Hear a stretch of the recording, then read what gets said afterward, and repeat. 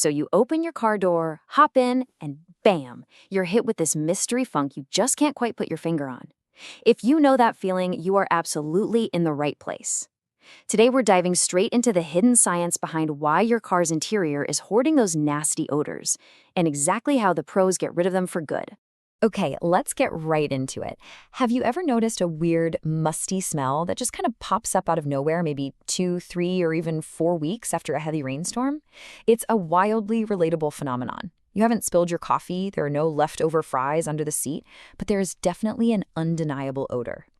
Well, it turns out that huge delay is the key to this whole puzzle. The timing completely catches us off guard because, honestly, by the time the smell finally hits you, you've completely forgotten it even rained. It's all about the hidden moisture. Think about the totally innocent, everyday stuff we all do. Tossing a wet umbrella in the back, resting muddy shoes on the floor mats, or maybe the kids piling in after a rainy soccer practice with completely soaked cleats. In the moment, it doesn't feel like a big deal at all, right? But moisture absolutely does not need a massive flood to cause a problem. It just needs an opportunity to sit there. Your fabric seats, the carpet, and especially that thick foam padding underneath are super porous. They act like giant sponges, quietly absorbing that water. Without proper airflow, they just trap it deep down inside. And before you know it, you are literally growing a secret science experiment right there in your back seat. Here's our quick roadmap for today's explainer. 1. The mystery car smell. 2. Anatomy of an odor.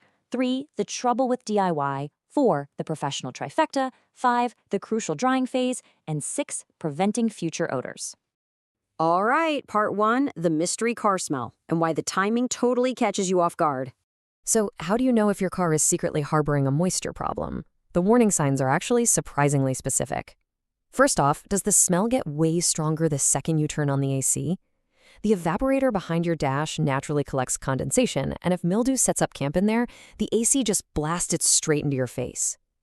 Second, if you roll the windows down and the odor magically fades, but then it's right back the next morning, well, fresh air is just masking the problem. The source is still buried deep. Third, always check for damp or even stiff floor mats, particularly in the back seat where airflow is terrible and people drag in water. And finally, if this smell showed up a few weeks after a rainy stretch, rather than after you spilled a drink, you've almost certainly got a hidden humidity issue. Moving on to part 2, anatomy of an odor, or as I like to call it, the South Louisiana slow cooker.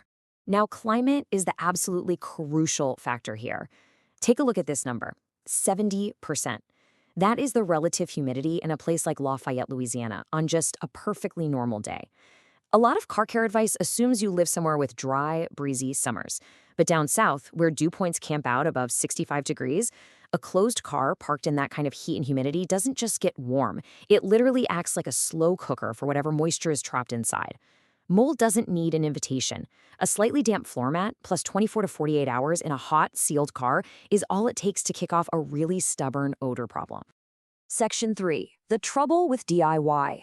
Why scrubbing harder doesn't actually work. We've all been there, right? You spot a stain or smell something funky, so your natural instinct is to grab some cleaner, soak the spot, and scrub with everything you've got. But here's the catch. Doing that often triggers a chemical process called wicking. By aggressively over-wetting the fabric, you end up soaking the deep foam padding underneath. Then, as the surface fabric finally starts to dry out, it acts exactly like a wick in a candle, pulling all those dissolved contaminants right back up to the surface. It looks like the stain magically reappeared, but honestly, it never actually left. It just got pushed down and wicked right back up. This brings us to a huge fundamental difference in odor control: masking odors versus actually removing the source. On one hand, you have masking, things like air fresheners, sprays, baking soda. These only treat the air inside the cabin. Sure, they buy you a few days, maybe a week, but if the biological source is still hanging out in your seat cushion, that smell is 100% guaranteed to come back. On the flip side, we have removing the source. This is the professional route. It requires specific chemistry that literally digests the organic matter, stuff like mildew, sweat, or food, breaking it down at the molecular level to treat both the fabric and the foam. It is literally the difference between slapping a Band-Aid on a symptom and actually curing the disease. Which leads us perfectly into Section 4, the professional trifecta: chemistry, agitation, and extraction. If you want to handle this correctly, there are 3 non-negotiable steps the pros use. Step 1 is enzyme chemistry. Forget standard interior soaps. Professionals use enzyme-based solutions loaded with active cultures that literally eat and digest the organic contamination.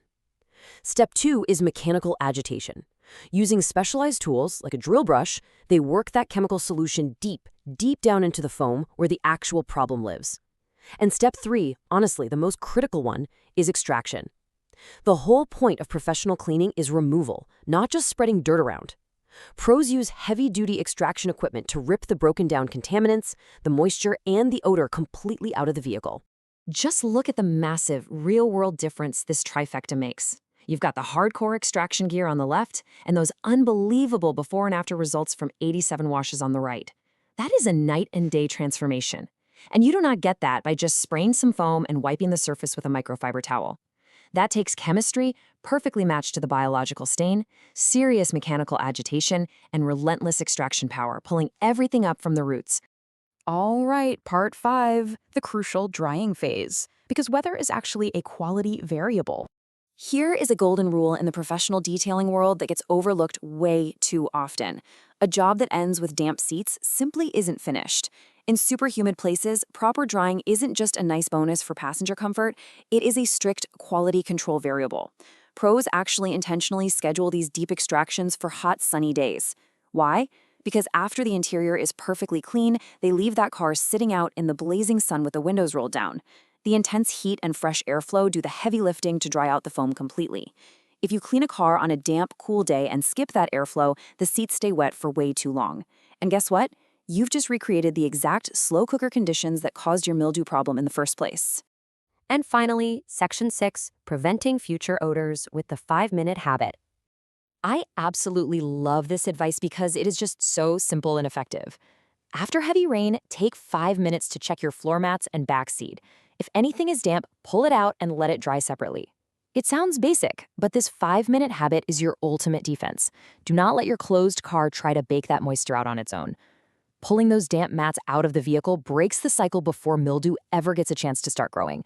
Honestly, that tiny bit of effort is going to save you from a massive professional detailing bill a few months down the road. So let me leave you with this to chew on today. When was the exact last time you actually checked underneath your floor mats? The hidden health of your car's interior totally depends on it. If it's been a minute since the last big rainstorm, or you've been noticing that your AC smells just a little off lately, you might want to go take a quick peek right now. Thanks so much for joining me for this explainer, and keep staying curious.